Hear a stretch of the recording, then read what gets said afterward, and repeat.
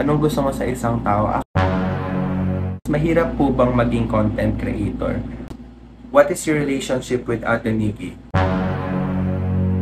May something ba kayo ni Gon? Who is your girlfriend? Nakakalito kasi hehe. Hi, what's up you guys? Welcome back to my YouTube channel. Hindi na ako sanay mag-vlog. Medyo matagal-tagal rin kasi nung nag-vlog ako yung last vlog ko, diba? So ngayon na lang ulit ako nakapag-vlog since ayun, medyo ginaganaan ako bumalik. So, yan, nakapolo pa ako kasi kakatapos ko lang din mag-film ng POV sa TikTok. And right now, it's 4:20 AM umaga na.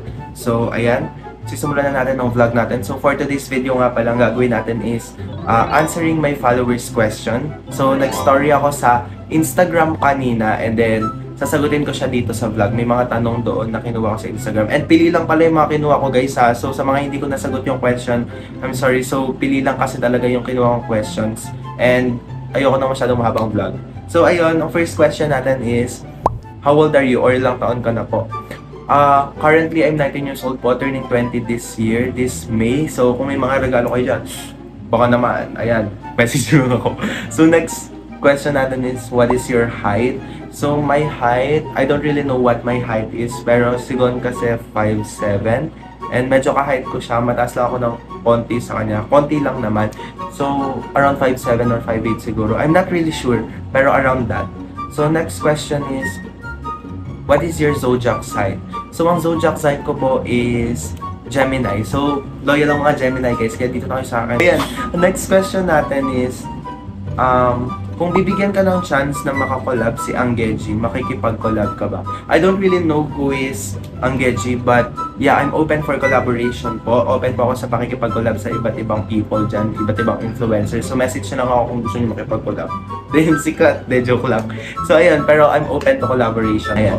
Next question po is, anong gusto mo sa isang tao and anong gusto mo sabihin sa mga sumusuporta sa'yo? So unahin natin yung unang tanong. Anong gusto mo sa isang tao? Actually, gusto ko yung, simple naman yung gusto ko yung pa-vibes ko, loyal, hindi cheater, ganun simple, basta simple lang yung gusto ko sa isang tao.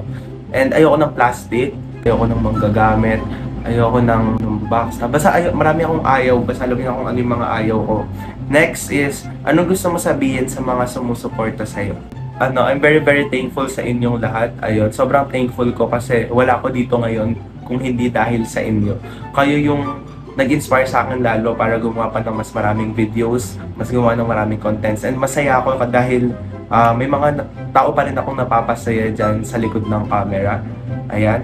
Sa mga nanonood, I'm very thankful. By the way, 1.1 million followers na nga pala tayo sa TikTok and sobrang thankful ko dun guys. Salamat sa mga nagmamahal sa akin at sumusuporta dyan. Ayan, sobrang thankful ko sa inyo guys.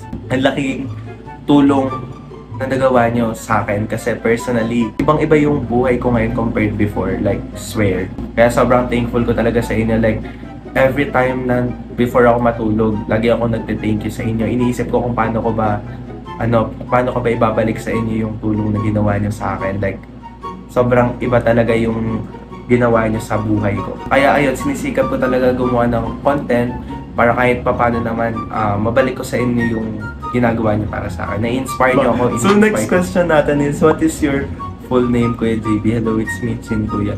Full name ko, simple lang yung name ko. Wala naman akong second name. So, JB Fernandez ang ganyan. Yun lang talaga yung full name ko. Next question is, mahirap po bang maging content creator? To be simplified, nakakapagod maging content creator, pero at the same time, masaya. Based sa akin masaya siya kasi yun yung passion ko, yun yung hilig ko, yun yung mga gusto kong gawin. Tawag dito, masaya rin ako sa ginagawa ko, nag-e-enjoy ako sa pag-pop-off. Pero mahirap siya sa part kasi nakaka-drain siya, kailangan ma-maintain yung engagement. So, kaya ako everyday kailangan mag-post. Pero depende naman sa akin kasi minsan di rin ako nakapag-post kasi busy sa school, busy sa mga ginagawa. Pero pinipilit ko mag-post everyday. So, mahirap talaga maging content creator kasi mag-film ka pa lang. Siguro 2 hours yung pag-film, ganyan, 1 hour, gagawa ka pa ng script, magpapalit-palit ka pa ng damit para sa mga susutin mo sa mga pop na ginagawa mo para umarte. Mahirap din umiyak, hindi siya madali. Tapos sa pag-promote ng mga products, mga deliverables na kailangan ipasa, mahirap siya lalo na pag may mga revise pang ginagawa. Next question is, Sinong pinaka-pogi mong spotter sa gym tuwing nagche-chest day ka? Ayusin mo. Ayan, sino nga ba? Basta walang pilang pinaka-pogi, lahat kayo pogi. Lahat tayo pogi. Ayan. Papakita ko na lang mukha nyo dyan. Ayan, yan yung mga circle ko sa gym, guys. Sila yung mga nakakasama ko sa gym ay nag-i-inspire sa akin na magbuhat pala. Bam! So next question is, what is your relationship with Ate Nikki? Ayan, maraming nagko-comment ng ganito. What is your relationship with Ate Nikki? Naging kayo ba ni Ate Nikki? Kayo ba ni Ate Nikki? Ayun, ang dami ko nare-receive na questions na ganon. Kung hindi si Nikki, si Abby, ganon. Siguro mga 1/4 ng questions tungkol kay Nikki and kay Abby. Tiyatanong kung ano ko ba talaga sila ganon. Both po sila, we're good friends po. Best friend ko po si Nikki, ayan. And masaya po ako para kay Nikki. May jowa po si Nikki, ayan. And masaya po ako para sa kanya. Siyempre, sino pang hindi magiging masaya kung masaya din yung kaibigan mo, di ba? And sinusuportahan ko po si Nikki. Masaya ako for her. And sinusuportahan ko siya kahit saan. And, ayun. So, next question is, ay ito din. Isa pa to eh. May something ba kayo ni Gon? Like, naging kayo ba ni Gon Angeles? Di lang sa pagkakaibigan nyo. What is your relationship with Gon? Ano ba talaga kayo ni Gon? Tapos, ano pa ba? Wait lang, hinahanap ko pa yung iba. Magkaano-ano po kayo ni Kuya Gon para po kasi kayong magkahuwig eh. Ayan, to be simplified, para mas maging madali yung tanong. Ayan, kami po ni Gon, we're best friends lang din. To be clear, hindi po naging kami. And to be clear, wala po kami. Ayan. Wala pong kami ni Gon. And sinusuportahan po namin yung isa't isa. And ayun, may mga plano kami sa buhay. May plano kaming dalawa, ayan. May plans kami both. Ayan, may teamwork kaming ginagawa ngayon and masaya kami sa ginagawa namin and ayun, tutuparin namin yung pangarap namin ngayong year na to. Ayan. So may goal kasi kami this year. So ayun, pero to be clear po, wala pong kami ni Gon. We're in good terms po. Hindi rin po kami nag-away, hindi rin po kami... Dami kasing, sinagot ko na lahat, di ko na na-screenshot yung iba, so sinagot ko na lang dito. Ayoko kasi ng mahabang vlog. Hindi po kami nag-away. We're good po. Magkaibigan po kami. Mag-best friend po kami. And sinusuportahan po namin yung isa't isa. Nagtutulungan po kami. And masaya po kami para sa isa't isa. And nandito po kami para sa isa't isa if may problems or if masaya, ganon. And ayun, nagbabalak nga yung dalawa na mag-meet daw eh. Hindi ko lang alam kung kailan yan. Pero ayun, sana magkita this year, diba? Sana matuloy. Gusto ko na rin sila makita. Pero ito may pahabol pa eh. Sabi niya, what if naging kami ni Nikki Sarte? Dilulo ko na naman. Hirap kasi umamin nun. No? Then may jowa na si Nikki. So tingnan na natin yung ganyan. Ayan, okay. Maging masaya ka na lang din sa buhay mo. Ayan. Pero if may chance, di ba?